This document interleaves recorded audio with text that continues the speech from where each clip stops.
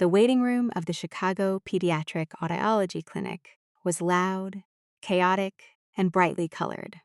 It was designed to keep anxious children distracted, while their parents dealt with the terrifying reality of specialized healthcare. I sat in a small plastic chair, holding the hand of my 6-year-old son, Ethan. Ethan was profoundly deaf. He had been diagnosed at birth, and for the last 6 years, we had managed his condition with external hearing aids and intense speech therapy. But his hearing had recently degraded past the point where the external aids were effective. He needed a bilateral cochlear implant surgery. It was a highly specialized, incredibly expensive procedure, and the narrow window to maximize his neurological development for speech was rapidly closing. "Mrs. Vale?" The clinic's billing coordinator called out from the reception desk, her voice softening with professional sympathy. "We're ready to process the surgical deposit." I squeezed Ethan's hand, offering him a warm smile. I signed, "I'll be right back," and walked up to the high desk. The total for the surgeon's fee, the device mapping, and the facility deposit comes to $45,000, the coordinator stated quietly, sliding the invoice across the counter. "Your primary insurance has authorized the hospital stay, but this is the out-of-pocket requirement to secure the surgical date for next Wednesday." "Of course," I said, pulling my wallet from my purse. I wasn't stressed about the money. My husband, Damon, was the CEO of ValeStone Holdings, a highly successful boutique real estate development firm. And beyond that, I was a senior forensic auditor for a major accounting firm. We had a dedicated joint medical savings account specifically for Ethan's long-term care. I had checked the balance 3 days ago. It held over $60,000. I handed the coordinator the platinum debit card linked exclusively to the medical fund. She swiped it through the terminal. Beep! The machine flashed red. The coordinator frowned, tapping the screen. "I'm sorry, Mrs. Vale. It says insufficient funds."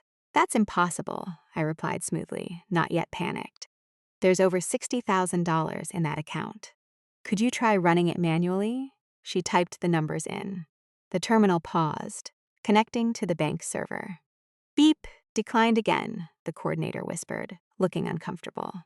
"It says the current available balance is 0. A cold, heavy rock dropped into the pit of my stomach. My forensic auditor instincts, usually reserved for corporate embezzlers and tax evaders, instantly flared to life. Money didn't just vanish. Large sums of liquid cash required authorized wire transfers to move. "Let me call my husband," I said, stepping away from the desk. He must have transferred the funds to a higher yield account without telling me. I pulled out my phone and dialed Damon's number. It went straight to voicemail. I dialed his office line. His executive assistant picked up on the second ring. "ValeStone Holdings, Sienna speaking," the young, perpetually overly cheerful voice answered. "Sienna, it's Maren," I said, keeping my voice level. "I need to speak with Damon immediately. It's an emergency regarding Ethan's surgery." "Oh, hi, Maren," Sienna replied, her tone instantly cooling, lacking any of the professional deference usually afforded to the CEO's wife. "Damon isn't in the office right now. He had an off-site meeting. I really can't disturb him." Before I could demand that she page him, the heavy glass doors of the pediatric clinic swung open. Damon walked in. He was wearing a custom-tailored charcoal suit, his hair perfectly styled, his luxury watch gleaming under the fluorescent lights. He looked entirely out of place in a room full of stressed parents and sick children. He didn't look frantic. He didn't look like a father rushing to solve a medical emergency. He looked incredibly, terrifyingly calm. "Damon," I said, walking quickly toward him. "Thank God. The medical card was declined. The bank says the account is empty. Where did you move Ethan's surgery fund?" Damon didn't answer my question. He didn't even look at Ethan, who was sitting just 10 feet away, happily coloring in a book. Instead, Damon reached into his leather briefcase and pulled out a thick, brown manila envelope. He held it out to me. "I didn't move the money, Maren," Damon said, his voice flat and loud enough for the billing coordinator and 3 other families in the waiting room to hear. "I liquidated it. It was a joint account. I took my half, and your half is currently covering the legal retainer for my attorneys."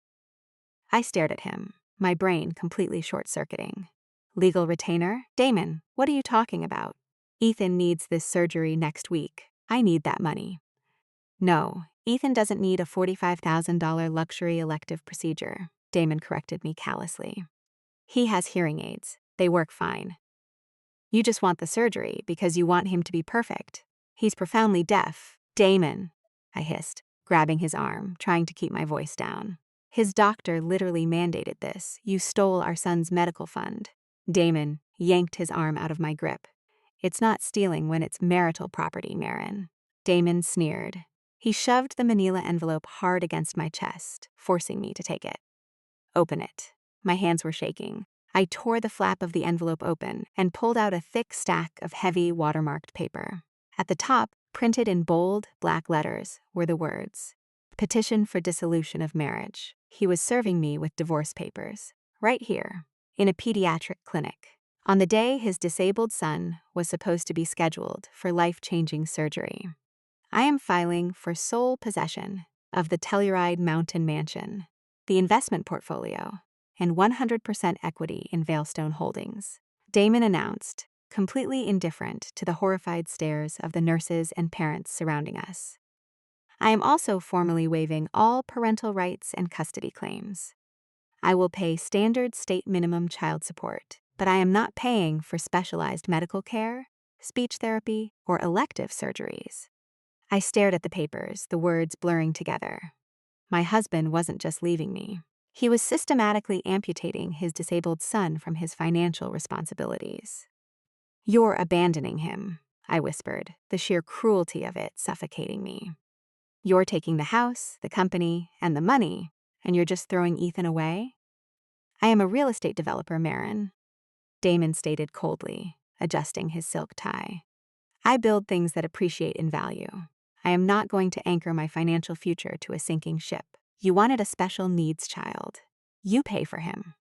He turned on his heel and walked out of the clinic, leaving me standing in the center of the room, with a worthless medical card, a deaf child, and a stack of divorce papers. I didn't cry. When you spend your life hunting financial criminals, you learn very quickly that tears do not recover stolen assets. Evidence does. I walked back to the reception desk. I looked the horrified billing coordinator right in the eye. Cancel the surgical date, I instructed her, my voice turning into absolute ice. But keep Ethan on the priority wait list. I will be back with the money. I took Ethan home, settling him into his room with a movie and a snack. Then I opened my laptop and logged into our primary banking portal. Damon thought he had locked me out of the financial picture by emptying the accounts, but he had forgotten one crucial detail. I was the primary account holder on the joint medical fund. He couldn't wipe the transaction history. I clicked on the recent activity tab for the drained account. There it was. A $60,000 wire transfer executed at 8 a.m. that morning. But the money hadn't gone to a legal retainer, as Damon had claimed in the clinic. The wire routing number belonged to a high-end luxury auto dealership in downtown Chicago. And in the memo line, clearly typed by the authorizing teller, were 3 words that sealed Damon's fate forever. Down payment, Sienna Brooks, Sienna Brooks. The 24-year-old administrative assistant who had told me Damon was off-site. My husband hadn't just stolen the money to fund a divorce. He had literally taken the cash meant to restore our son's hearing and used it to buy a Porsche Carrera for his mistress. My phone rang. The caller ID flashed my mother-in-law's name. Marjorie Vale. I answered it, putting it on speakerphone while I continued to trace the wire transfer routing codes. Maren, I just spoke to Damon, Marjorie announced immediately, skipping any pretense of a greeting. Her voice was dripping with wealthy, aristocratic condescension. He told me you made a terrible scene at the clinic today. He served me with divorce papers in a pediatric waiting room. Marjorie, I replied flatly. And he stole Ethan's surgery fund. Oh, please, stop being so dramatic, Marjorie scoffed. It's marital money, and honestly, Maren, you brought this on yourself. You became completely obsessed with Ethan's condition. You stopped attending the galas. You stopped hosting the charity dinners. You stopped being a CEO's wife and turned into a full-time nurse. I stopped typing. I stared at the phone. My son is a brilliant, successful man, Marjorie continued, her cruelty unfurling like a dark banner. He deserves a life of luxury and social standing. He deserves a beautiful, unburdened woman by his side, not a wife who drags him down with a disabled child. Ethan is a financial and social liability. Damon is simply cutting his losses. I suggest you sign the papers quickly and quietly, before his lawyers take whatever little money you have left. She hung up. I sat in the silence of my home office. My husband had abandoned our child for a Porsche and a 24-year-old assistant. My mother-in-law had fully endorsed the betrayal, calling my son a liability. They believed that, because Damon controlled the corporate accounts, he held all the power. They believed that I would be forced into a brutal, 3-year legal war just to secure basic child support, while they lived in luxury. They thought I was just a heartbroken mother. They forgot that I was a senior forensic auditor who hunted white-collar criminals for the federal government. I closed the retail banking tab on my browser. I opened a heavily encrypted, multi-layered software program I used for corporate auditing. I plugged a specialized security key into the USB port of my laptop. "You want to play with money, Damon?" I whispered into the empty room. "Let's play." I didn't start by looking at his personal checking accounts. I went straight for the heart of his ego, ValeStone Holdings. Damon constantly bragged that his real estate development firm was worth over $10 million. He flaunted the corporate valuation at every country club dinner. It was the centerpiece of his divorce petition. He demanded 100% equity, treating it as the ultimate prize. I ran the corporate tax ID through a series of public record databases, cross-referencing property deeds, commercial liens, and state tax filings. Within 45 minutes, my screen was filled with data. And something was horribly, catastrophically wrong. A healthy, $10 million real estate firm should have a diversified portfolio of clear titles and manageable commercial mortgages. ValeStone Holdings didn't have clear titles. Every single property the company owned, including our 20-acre Telluride mountain mansion, was heavily leveraged. But it wasn't leveraged through standard commercial banks. I zoomed in on a deeply buried UCC-1 financing statement filed in Delaware 6 months ago. It was a $5 million commercial mezzanine loan. It was highly toxic, carrying an exorbitant interest rate. But the most terrifying part wasn't the interest rate. It was the collateral structure. The loan was cross-collateralized. Damon hadn't just pledged the company's assets to secure the $5 million. He had pledged our personal assets. The Telluride mansion, our personal investment portfolio, and the corporate entity itself were all tied together in a single, massive web of debt. If the loan defaulted, the lender could seize everything simultaneously. But there was a massive legal problem with that document. In the state of Illinois, a spouse cannot use a primary marital residence or joint investment accounts as collateral for a commercial business loan without the explicit notarized signature of both parties. I had never seen this document. I had never signed a commercial loan guarantee for $5 million. I pulled up the digital copy of the signature page attached to the UCC-1 filing. There, at the bottom of the page, sitting right next to Damon's signature, was my name, Maren Cole Vale. It was a perfect forgery. He had likely used a digital overlay from one of our previous mortgage documents. My husband hadn't just cheated on me. He hadn't just stolen our son's surgery money. He had committed federal wire fraud and forgery to secure a $5 million toxic loan, risking our entire life to get his hands on liquid cash. But where was the cash? A $5 million cash injection should have shown up in the corporate operating accounts. It should have been used to buy new properties or fund construction. I ran a trace on the loan disbursement routing numbers. The money hadn't stayed in the United States. It had been wired entirely offshore, directly into an unregulated cryptocurrencies exchange based in the Bahamas. I opened a new tab and searched the name of the crypto exchange. The top news result was from Bloomberg, dated 3 weeks ago. Bahamas Crate Exchange clears bankruptcy. Investor funds totaling $800 million. Completely losty, leaned back in my chair, my heart pounding in my chest. Damon Vale wasn't a real estate genius. He was a desperate, broke, catastrophic failure. He had forged my signature to borrow $5 million against our entire life, gambled it on crypto, and lost every single penny. ValeStone Holdings wasn't an empire. It was a rotting corpse. The $5 million loan was a ticking time bomb. The moment the lender realized the money was gone, and Damon couldn't make the massive monthly interest payments, they were going to foreclose on everything. They were going to seize the company, the mansion, and the cars. And if I fought him for half of those assets in divorce court, I would be legally assuming half of that toxic, fraudulent debt. I would be destroyed right alongside him. Damon thought he was being ruthless by demanding 100% of the assets as is. He thought he was locking me out of a fortune. He didn't realize he was actively begging to hold the grenade. I looked at the divorce petition sitting on my desk. I looked at the line where he demanded full ownership of the house, the company, and the portfolio. I picked up a pen.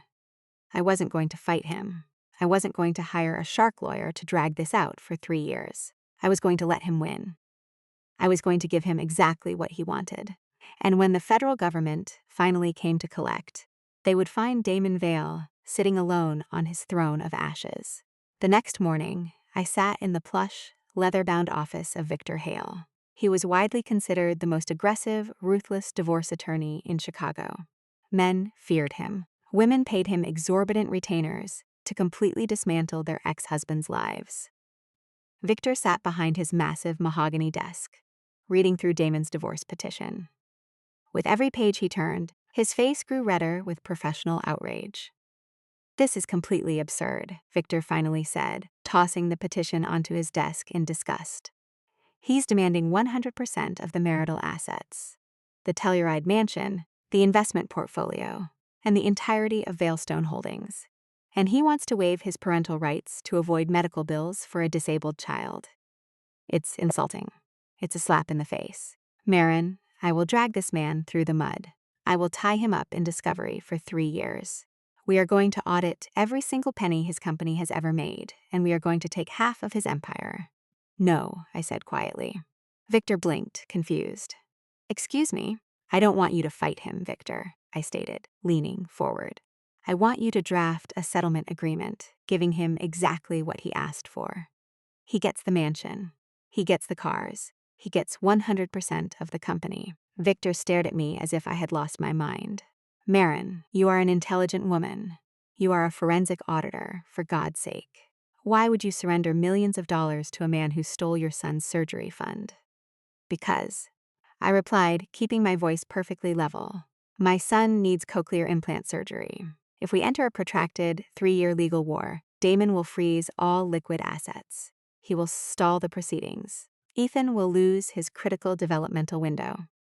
I cannot afford to fight him." Victor sighed, rubbing his temples. "I understand you are thinking about your son. But Maren, giving a narcissist everything he wants only empowers him. Let me fight for you. I am paying you to draft the agreement, Victor," I said firmly, shutting down the argument. "Give him the assets, but make absolutely sure the parental waiver is airtight. I want Damon Vale permanently, legally severed from Ethan's life. He has no custody, no visitation, and no rights." Victor looked at me for a long moment, clearly disappointed that I was choosing to be a victim. "Fine, I will draft the surrender, but you are making a massive mistake. We'll see," I murmured. I walked out of Victor's office, pulled out my phone, and dialed a number. Mercer. A deep, gruff voice answered on the second ring. It was Andre Mercer, my sister's husband. Andre wasn't just my brother-in-law. He was a special agent with the Internal Revenue Service's Criminal Investigation Division. "Andre, it's Maren," I said, stepping into the busy Chicago street. Damon filed the divorce petition. I just instructed my attorney to draft the settlement giving him everything. "Are you sure about this, Maren?" Andre asked, his voice dead serious. "If he signs that decree and takes the assets, he assumes the entirety of the financial structure. But if the IRS realizes you knew about the fraud, they could drag you down with him." "I'm sure," I replied. "I need you to pull the federal records on the Delaware UCC1 filing for ValeStone Holdings. I need the exact routing numbers for the offshore crypto exchange. The trap is set, Andre. Now we just need him to walk into it. 3 days later, Ethan and I moved out of the massive, 6-bedroom Telluride mansion. We didn't move into a luxury condo. I needed to preserve every dollar of my own salary to rebuild Ethan's surgery fund. We moved into a small, 2-bedroom apartment on the west side of Chicago, directly next to the elevated train line. The downgrade in our lifestyle was brutal, but it was especially hard on Ethan. The constant, rattling vibrations of the train, passing every 15 minutes, terrified him. Without his hearing aids, the sudden shaking of the floor felt like an earthquake. He cried constantly the first few nights, clinging to me as the apartment rattled around us. It broke my heart, but it also hardened my resolve. Every time the train rattled the windows, my hatred for Damon crystallized into something cold and sharp. While we were sitting on the floor of the unfurnished apartment, eating takeout pizza, my phone buzzed with an Instagram notification. I had blocked Damon, but Sienna's profile was completely public. She had just posted a photo. It was a selfie of her standing in my custom-designed master bathroom in the Telluride mansion, wearing a plush, expensive robe that I had left behind. Loving my new home, the caption read, followed by a champagne glass emoji. When a real man finally trades up to the life he deserves, Sienna was 24 years old. She thought she had won a billionaire lifestyle. She thought she had stolen a prince. She had no idea she was living inside a $5 million federal crime scene. I turned my phone off and pulled Ethan into my lap, holding him tightly until the next train passed. The cruelty didn't stop with the living arrangements. 2 weeks later, I sat in the small observation room at the Pediatric Speech Therapy Center, watching Ethan through the two-way glass as he worked with his therapist. He was trying so hard to articulate words, his small face scrunched in concentration. The door to the observation room opened. The clinic director walked in, holding a clipboard, looking deeply uncomfortable. "Mrs. Vale," the director said softly, "I'm so sorry to interrupt, but our billing department just received an urgent notification from your insurance provider. Ethan's specialized therapeutic coverage has been terminated, effective immediately." I stood up, my blood running cold. "Terminated? By who?" "By the primary policyholder," the director explained, wincing. "Your husband Ed called the provider this morning. He removed Ethan from the premium tier. Without the premium tier, Ethan's speech therapy sessions, which cost $300 an hour, were completely out of pocket. Damon was actively cutting Ethan off from vital health care. He was punishing his disabled son simply because he could. I pulled out my phone and fired off a furious email to Damon. "You cut Ethan's speech therapy insurance? He needs those sessions to prepare for the implant. Turn the coverage back on." Immediately 10 minutes later, my phone pinged with a reply. It wasn't an explanation. It wasn't a denial. It was a picture of Damon's wrist, resting on the steering wheel of the new Porsche Carrera. He was wearing a brand new, diamond-encrusted Rolex watch. Beneath the picture was a single, laughing emoji. He had spent the money that could have covered Ethan's therapy for 2 years on a watch. A second message pinged on my phone. This one was encrypted. It was from Andre. "Federal records pulled. You were right. The $5 million loan is fully cross-collateralized against the mansion and the company. The Bahamas crypto exchange is in full liquidation. Damon's lender is going to realize the asset backing is gone within the month. He's out of time." I looked through the glass at my son. Damon thought the laughing emoji was a flex of his power. He thought he was untouchable. He didn't know the IRS was already looking at his watch. The next morning, a process server knocked on the door of my small apartment and handed me a legal demand letter from Damon's attorneys. I opened it and read the demands. It was a masterpiece of corporate paranoia. Damon's lawyers were demanding that I sign a formal waiver of financial discovery. In standard divorces, financial discovery is the period where both sides audit each other's bank accounts, corporate filings, and assets to ensure a fair split. Damon was terrified that if I, a forensic auditor, started digging into ValeStone Holdings, I would find the fraudulent $5 million loan and the forged signature. He needed me completely locked out of the company's books. The demand letter came with an extortionate threat. If the respondent, Maren Cole Vale, refuses to sign the waiver of financial discovery, the petitioner, Damon Vale, will formally revoke his offer to waive parental rights. The petitioner will initiate a full-scale, hostile custody battle for Ethan Vale, utilizing his superior financial resources to secure primary custody. He didn't want Ethan. He just knew that Ethan was my only vulnerability. He was threatening to drag my disabled son through a brutal, multi-year custody war, burning through millions of dollars in legal fees, simply to force me to stop looking at his company.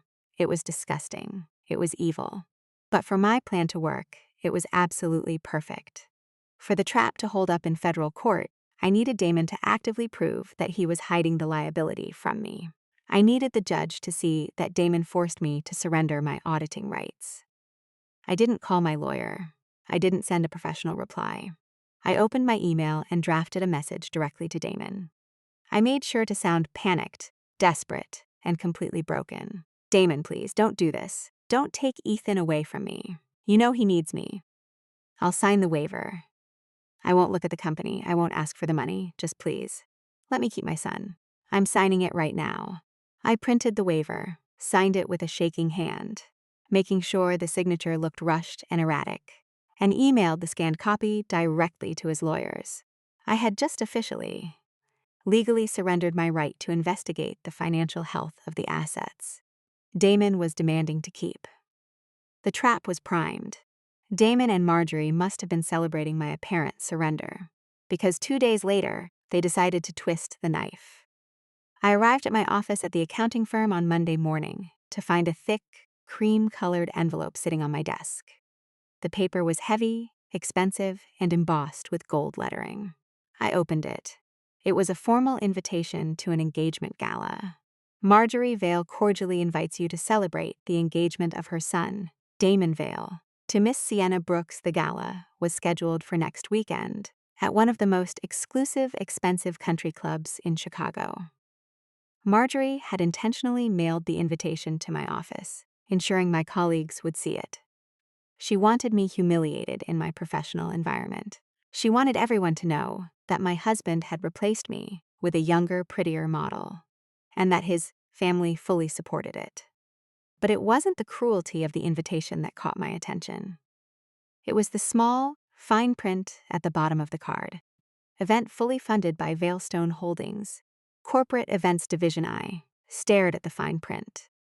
Damon wasn't just gambling commercial loans on crypto. He was actively using corporate funds to pay for his personal engagement party to his mistress.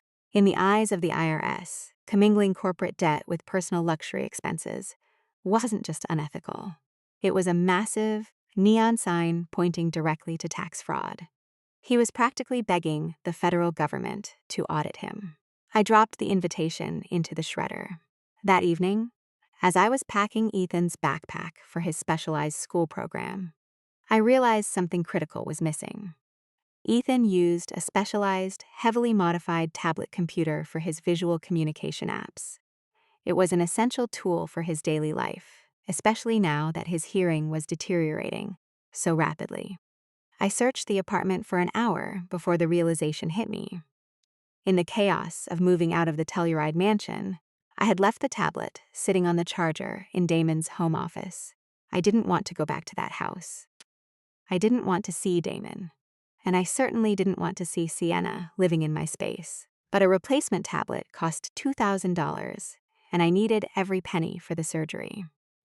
I drove to the mansion the next morning, knowing Damon would be at his corporate office. I used my old Tinko to open the massive front gates. The code still worked. Damon was too arrogant to believe I would ever return.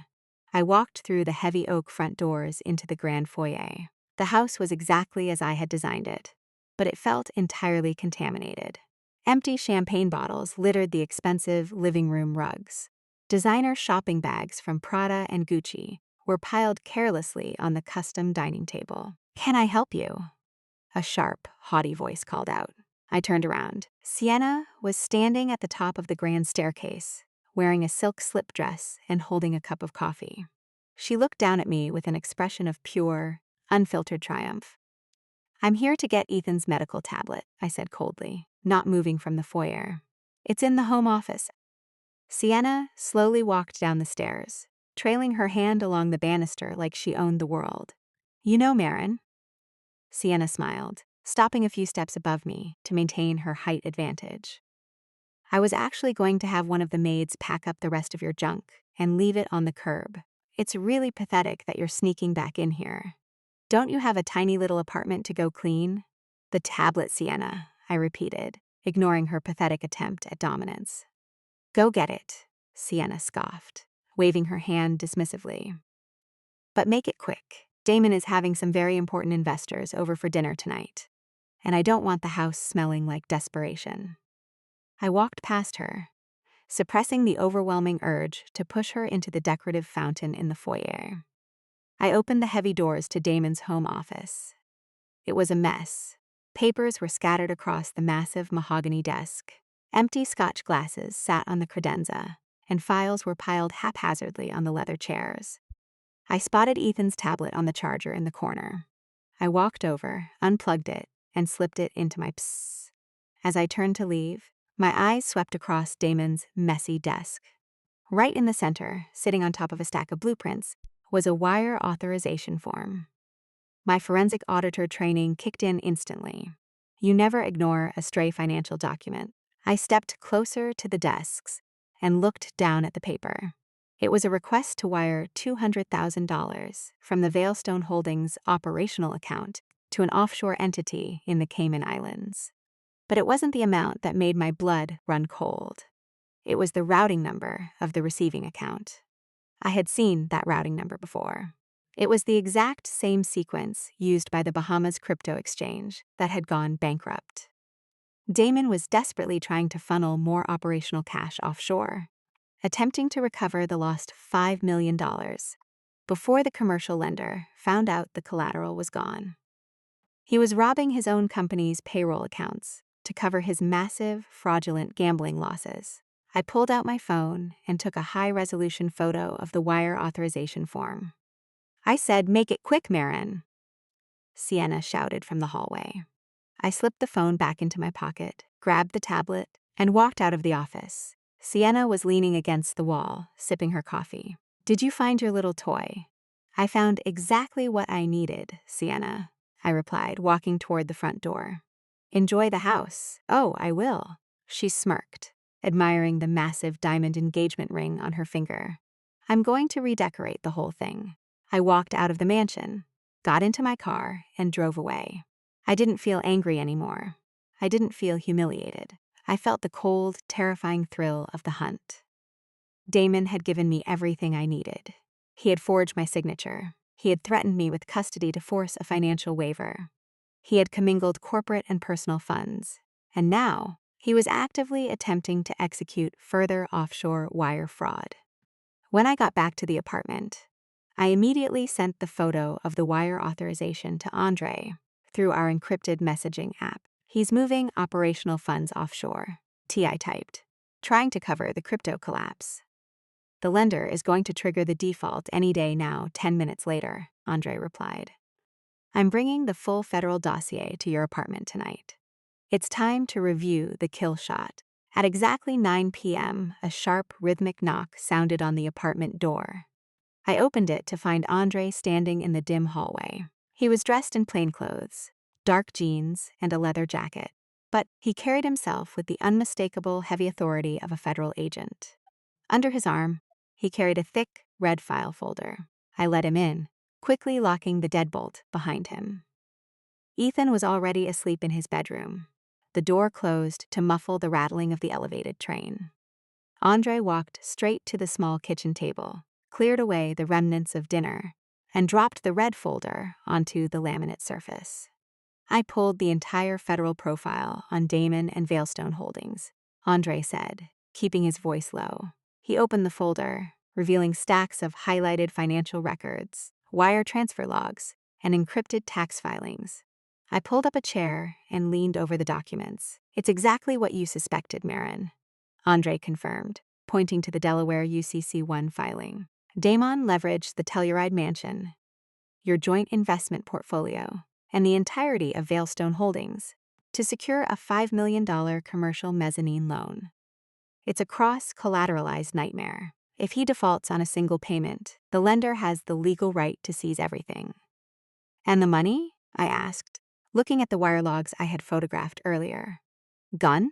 Andre stated bluntly. He wired the entire $5 million to the Vanguard offshore exchange in the Bahamas. He was heavily shorting tech stocks on margin. When the market rallied, the margin calls hit. He got liquidated, and then the exchange itself went bankrupt. I stared at the paperwork. The sheer, staggering incompetence of it was breathtaking. My husband had risked the roof over his disabled son's head to play high-stakes crypto gambler, and he had lost spectacularly. Here is the worst part, Andre said, his expression hardening into absolute fury. He slid a copy of the loan guarantee document across the table. You told me you never signed this, but your name is right here.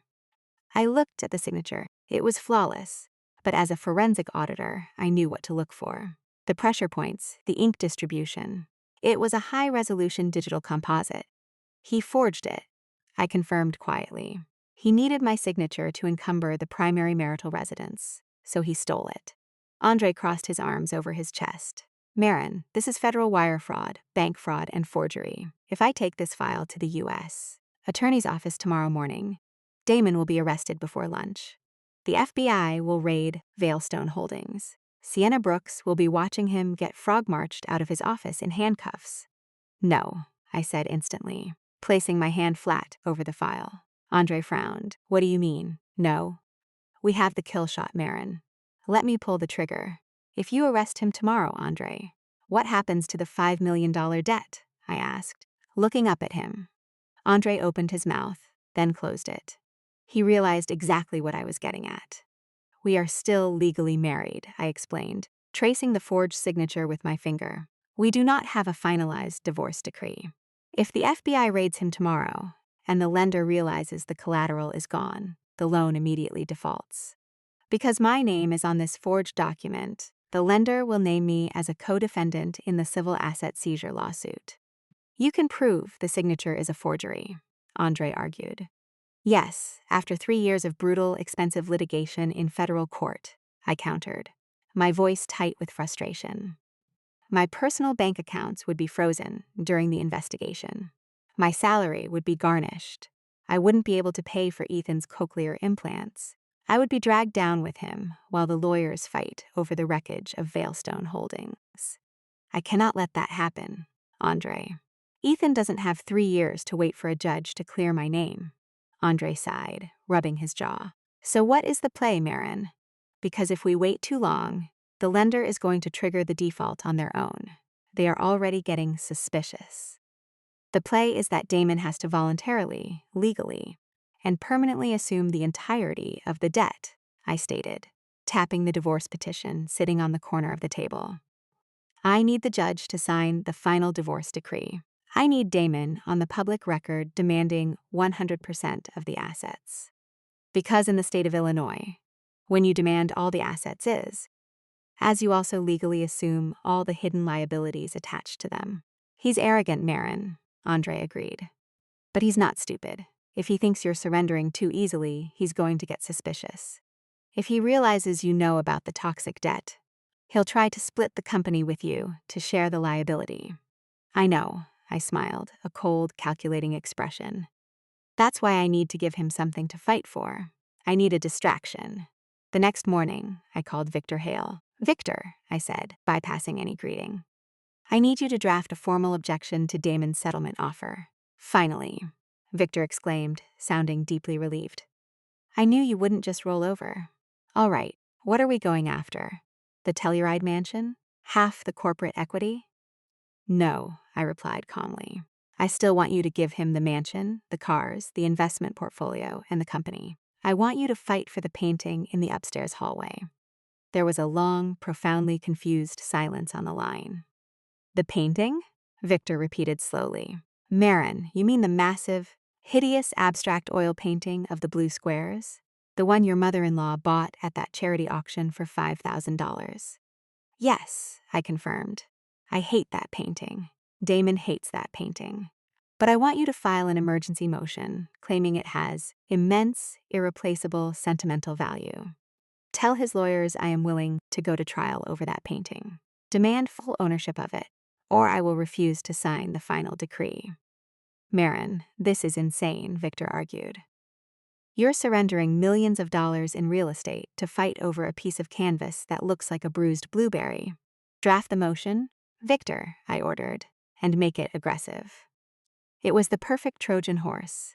Narcissists like Damon are incapable of viewing a divorce as a restructuring of lives. They view it as a zero-sum game. To them, if you want something, it means they must have it. If you surrender the big assets too easily, they get suspicious. But if you fight tooth and nail for something utterly meaningless, they will focus all their energy, all their ego, and all their legal fees on crushing you over that specific item. 2 days later, the trap snapped shut exactly as I had designed it. Damon's lawyers sent a furious response to Victor's motion. Damon categorically refused to give me the painting. He claimed it was a core asset of the Telluride Mansion's aesthetic and demanded it remain with the property.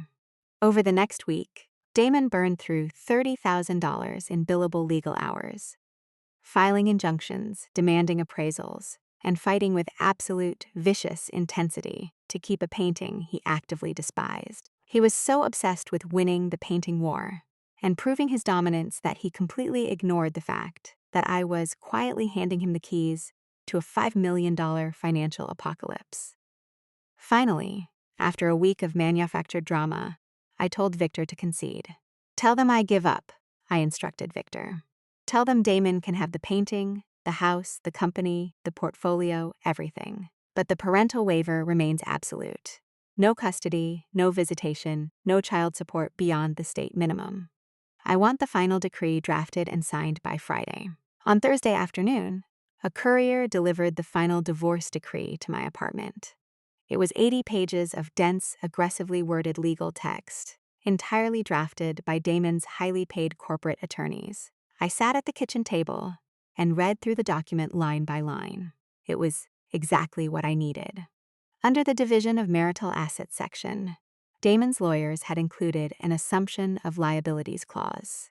It was designed to protect Damon. It explicitly stated that Damon Vale assumed 100% ownership of ValeStone Holdings, the Telluride Mansion, and the investment portfolio as is. It further stated that he accepted all associated debts, encumbrances, and liabilities attached to those specific assets, entirely absolving Maren Cole Vale of any future financial responsibility.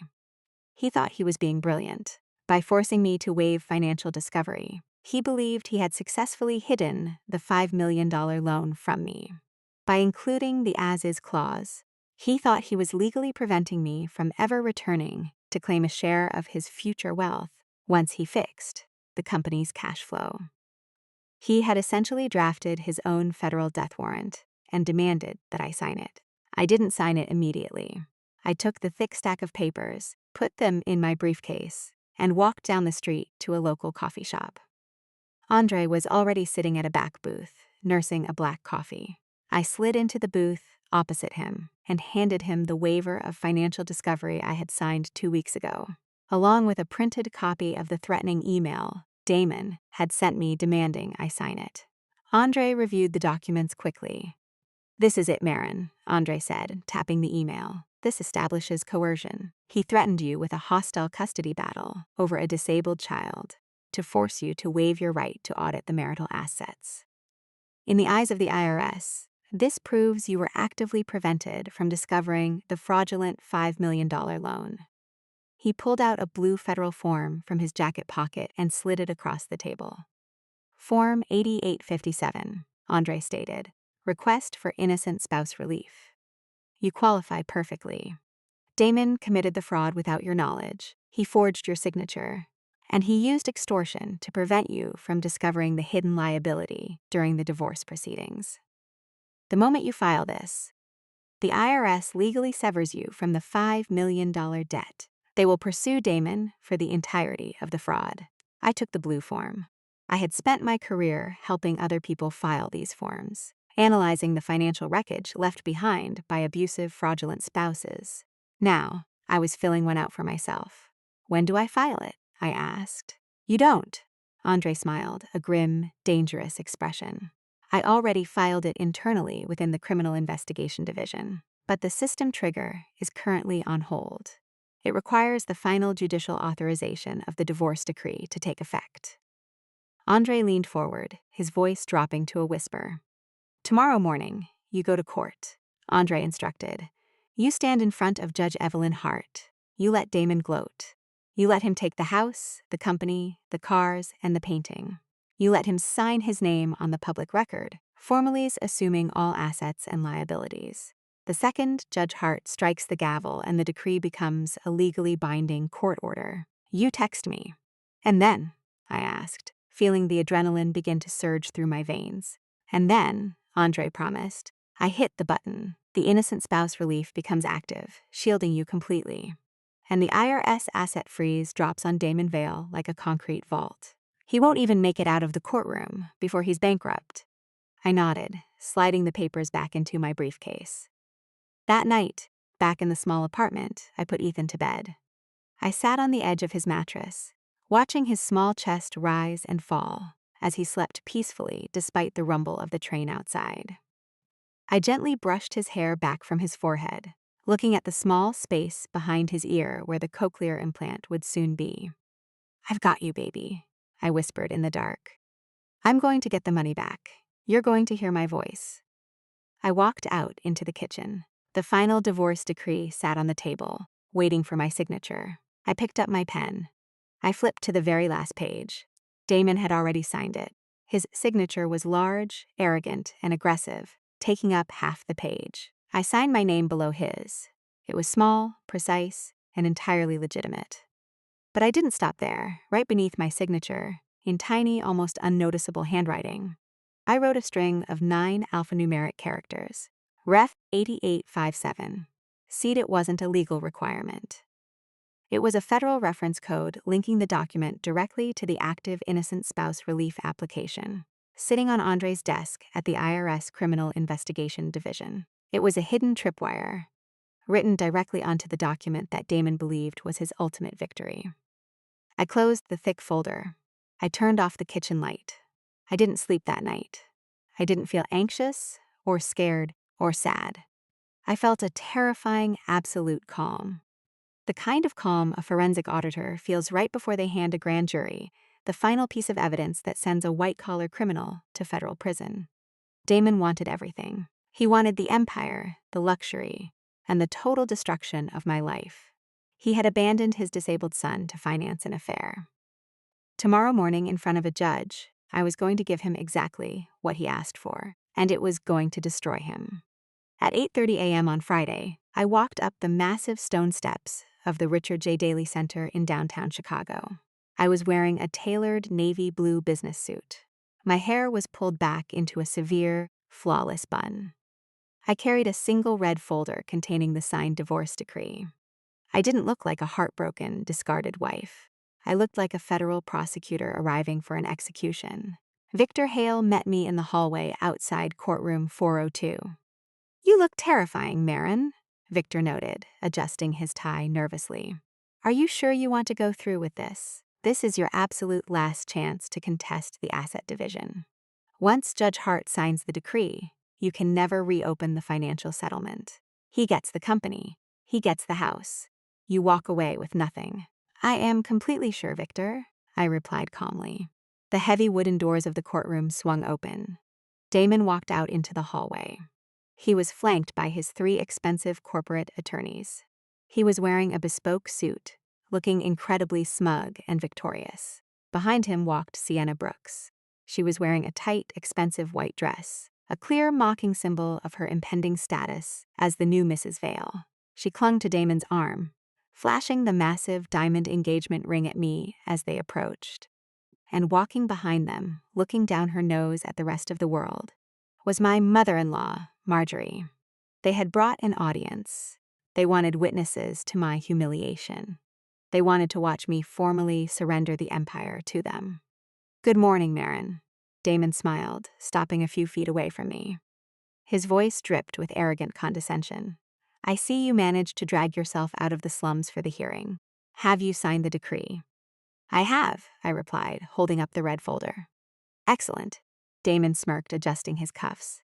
I must admit, I was surprised you gave up so easily. I thought you'd fight harder for the painting. But I suppose you realized you were outmatched. Don't worry, Maren. I'll make sure Sienna takes good care of the Telluride house. She has much better taste than you do. Sienna giggled, leaning her head against his shoulder. And Ethan? Marjorie interjected coldly, stepping forward. I assume you've accepted that Damon will not be burdened with his ongoing expenses. Damon's parental waiver is fully outlined in the decree, I said, looking right through my former mother-in-law. He has no rights. He has no responsibilities. Ethan is entirely mine. Good, Damon nodded, looking immensely relieved. Then we have a deal. You get the liability. I get the assets. I looked at him. I looked at the man who had stolen $60,000 from his deaf son. Yes, Damon, I agreed softly, a terrifying chill creeping into my voice. You get the assets. The bailiff opened the courtroom doors. All rise, the bailiff called out. Court is now in session. The Honorable Judge Evelyn Hart presiding. I walked into the courtroom. The trap was fully loaded. The trigger was primed. It was time to drop the gavel. Judge Evelyn Hart sat behind the elevated wooden bench, her reading glasses perched on the bridge of her nose. She was a no-nonsense veteran of the family court system, famous for seeing right through the petty squabbles of wealthy Chicago couples. She looked down at the massive 80-page divorce decree sitting in front of her. Then she looked up at our respective tables. Damon sat on the right, surrounded by his legal team. Sienna and Marjorie sat directly behind him in the gallery, whispering excitedly to each other. I sat alone on the left with Victor Hale. Counsel, Judge Hart began, her voice echoing sharply through the quiet courtroom. I have reviewed the proposed final settlement. I must admit, I am profoundly disturbed by the asymmetry of this agreement. She removed her glasses and glared directly at Damon. Mr. Vale, Judge Hart continued, her tone laced with judicial disapproval. You are requesting 100% of the marital assets, the primary residence, the corporate holdings, the investment portfolios, and the luxury vehicles. Furthermore, you are formally waiving all parental rights and custody of your disabled son, essentially washing your hands of any future medical or educational responsibilities. Damon stood up, projecting total confidence. He didn't feel shame. He felt victorious. That is correct, Your Honor, Damon stated clearly for the court record. My wife and I have come to a mutual understanding. The assets are complex and tied to my corporate entity, ValeStone Holdings. Attempting to divide them would irreparably damage the company. Therefore, I am assuming total ownership of all assets, and I accept them as is, along with any and all associated liabilities. He literally spoke the trap into the public record. I felt my pulse jump. Judge Hart frowned, turning her gaze to me. Mrs. Vale, Judge Hart said softly, her expression shifting to one of genuine concern. You are an educated woman. You have a successful career. Why on earth are you agreeing to this? You are walking away from millions of dollars and assuming total responsibility for a child with extensive medical needs. Has Mr. Vale coerced you into signing this? Victor Hale nudged my arm, giving me one last, desperate look, begging me to object. I stood up. I looked at the judge. Then I looked across the room at my husband. Damon was staring at me, a smug, arrogant grin playing on his lips. He thought I was broken. He thought I was surrendering because he was simply too powerful to fight. I have not been coerced, Your Honor, I stated calmly, my voice ringing out clearly in the silent courtroom. I fully understand the terms of the agreement. Damon Vale has demanded 100% of the assets. He has demanded to assume all liabilities attached to those assets.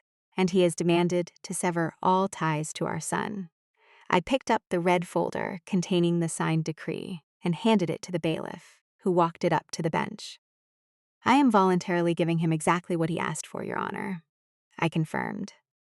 Judge Hart sighed deeply, shaking her head. Very well.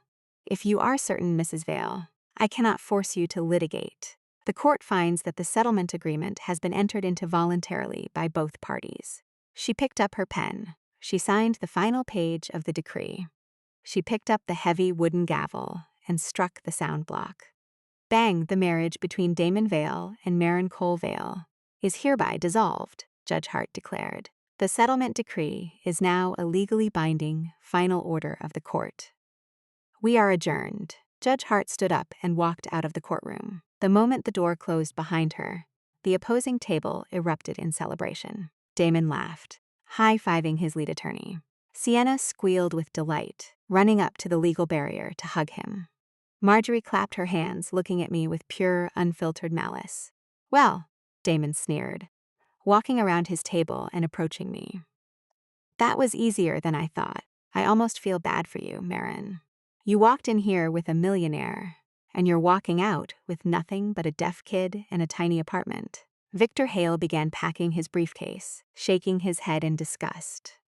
I didn't pack my briefcase. I didn't cry. I reached into my bag and pulled out the thick secondary red folder Andre had given me the night before, the federal dossier. I walked over to the opposing table.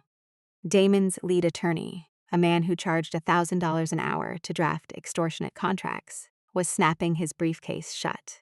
I dropped the red folder directly onto the top of his expensive leather briefcase. What is this? The attorney asked, frowning. That, I said softly, looking directly into Damon's eyes, is your inheritance. Damon frowned, his arrogant smile faltering slightly. What are you talking about? Open it, I suggested. The attorney opened the red folder. His eyes scanned the first page, then the second page. The color instantly drained from the lawyer's face. His mouth fell open. He looked up at Damon, sheer, absolute terror written across his features. Damon, the attorney choked out, his voice trembling violently. What is this? What the hell is this? What's what?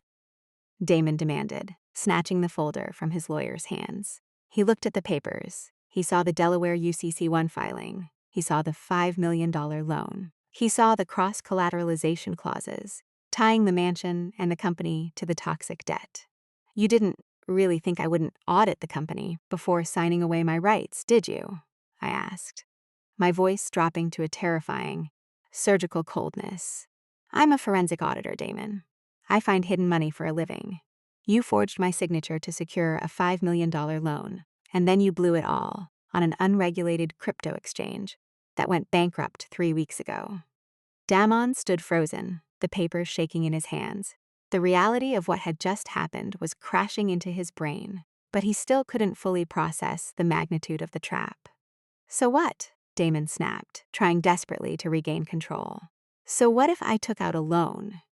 You signed the decree. You waived financial discovery. You can't use this against me in the divorce. I don't need to use it against you in the divorce, Damon. I explained smoothly, enjoying every single second of his panic. Because you just used it against yourself. I pointed to the signed decree sitting on the opposing table. 10 minutes ago, I reminded him, you stood in front of a judge and demanded 100% of ValeStone Holdings, as is. Your own lawyers drafted the clause stating you assume all hidden liabilities attached to the assets. You just voluntarily, legally bound yourself to a $5 million fraudulent commercial debt, but your signature is on the loan.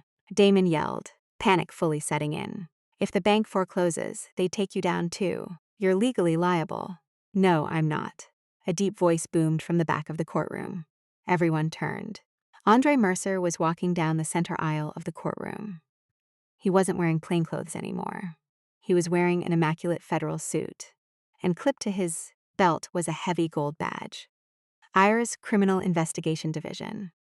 Andre walked through the wooden gate, stepping right up to Damon. Maren Cole filed for innocent spouse relief under Federal Form 88527.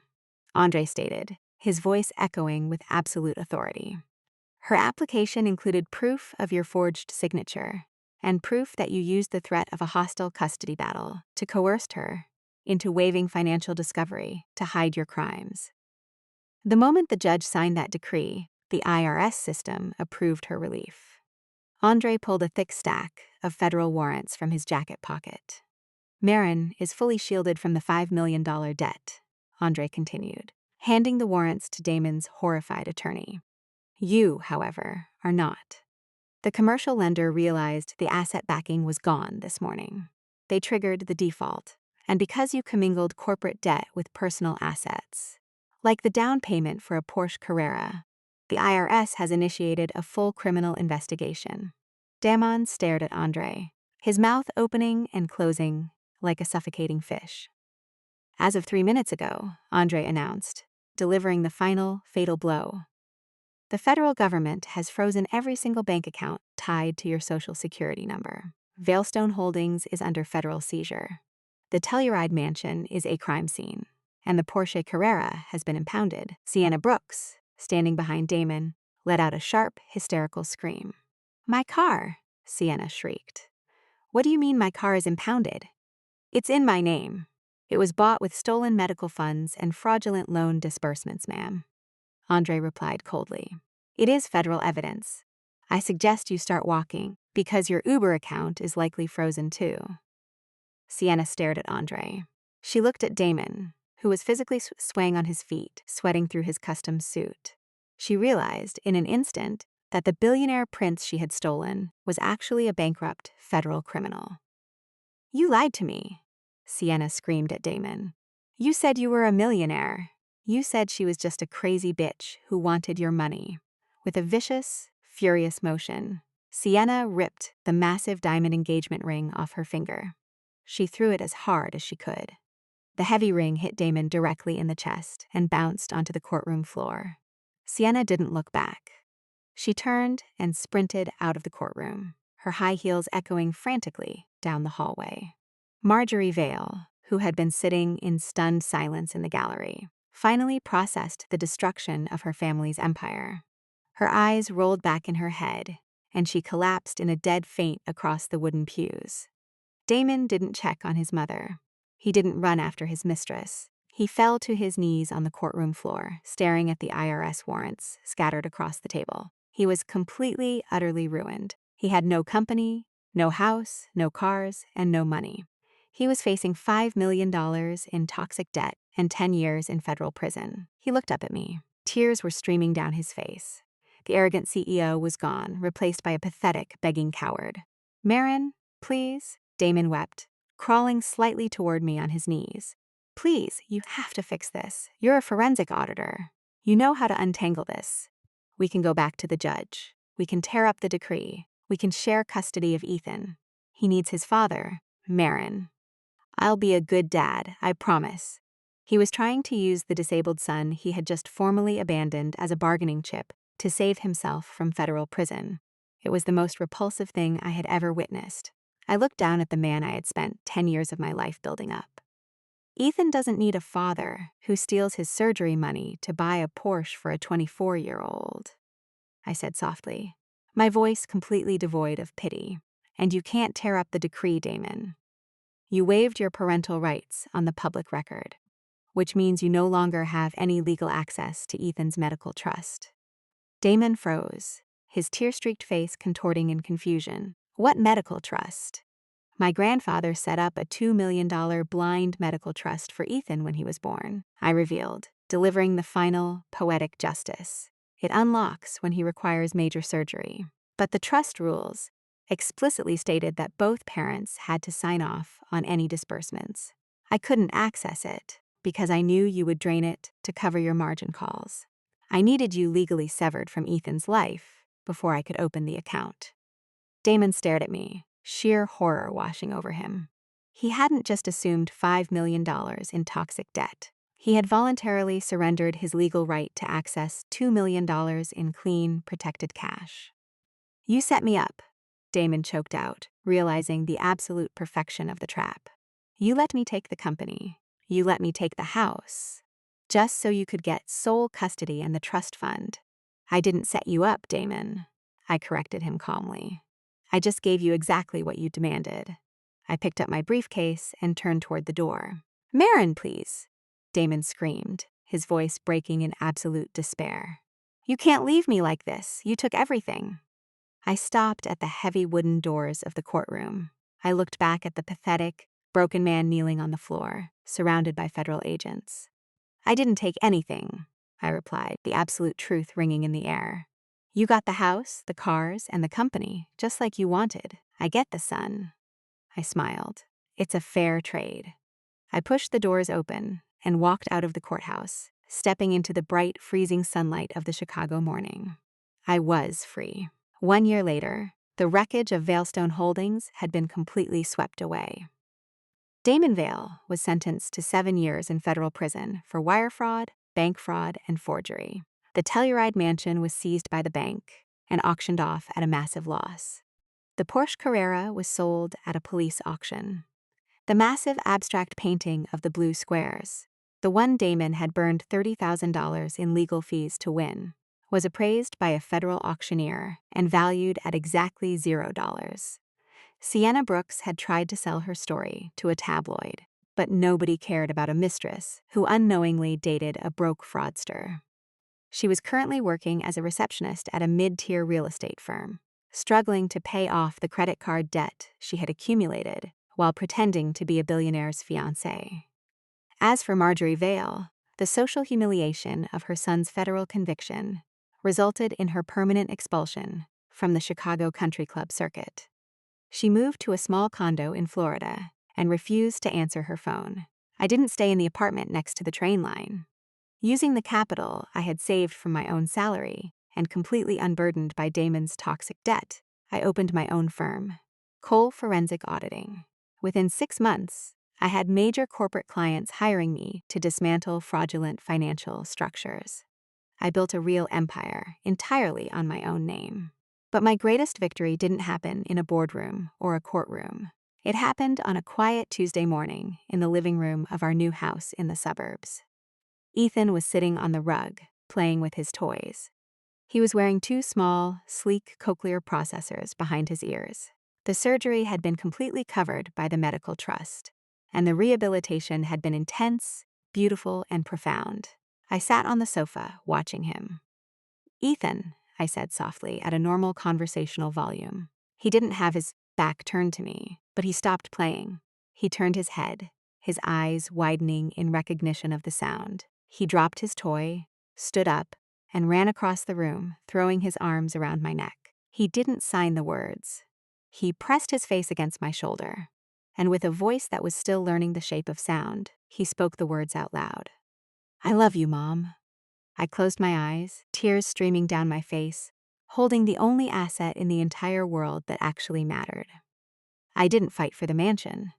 I didn't fight for the cars. I fought for the child he threw away, and I won everything. So tell me honestly, if your partner stole your child's medical fund to buy luxury gifts for an affair and demanded your entire fortune in the divorce, would you fight them for half the money? Or would you hand them the keys to a fraudulent empire and let the federal government collect the debt? Let me know in the comments. I read every single one.